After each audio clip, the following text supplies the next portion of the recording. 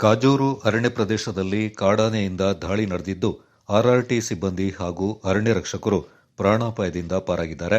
ಬೆಳಗ್ಗೆ 7:30ಕ್ಕೆ ಕೋವರ್ಕೊಲ್ಲಿ ಟಾಟಾ ಎಸ್ಟೇಟ್ನಲ್ಲಿದ್ದ ಕಾಡಾನೆ ಬಗ್ಗೆ ಇಲಾಖೆಗೆ ಮಾಹಿತಿ ದೊರೆತ ಮೇರೆಗೆ ಸ್ಥಳಕ್ಕೆ ತೆರಳಿದ ಆರ್ಆರ್ಟಿ ತಂಡದ ದರ್ಶನ್, ಹರ್ಷಿತ್, ವಿನೋದ್ ಹಾಗೂ ಅರಣ್ಯ ರಕ್ಷಕರಾದ ಶ್ರೀಕಾಂತ್ ಅವರನ್ನ ಕಾಡಾನೆ ಬೆನ್ನಟ್ಟಿದ್ದು ಇವರು ಪ್ರಾಣಾಪಾಯದಿಂದ ಪಾರಾಗಿದ್ದು, ಸಿಬ್ಬಂದಿಯ ಬೈಕನ್ನ ಕಾಡಾನೆ ಒದ್ದು ಜಖಂಗೊಳಿಸಿದೆ.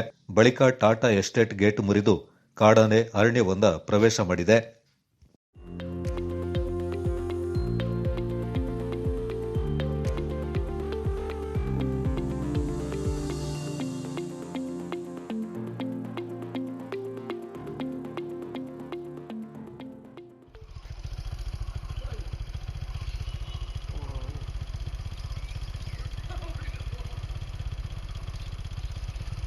ಕಾಣಿಲ್ಲ വെയിലല്ലേ.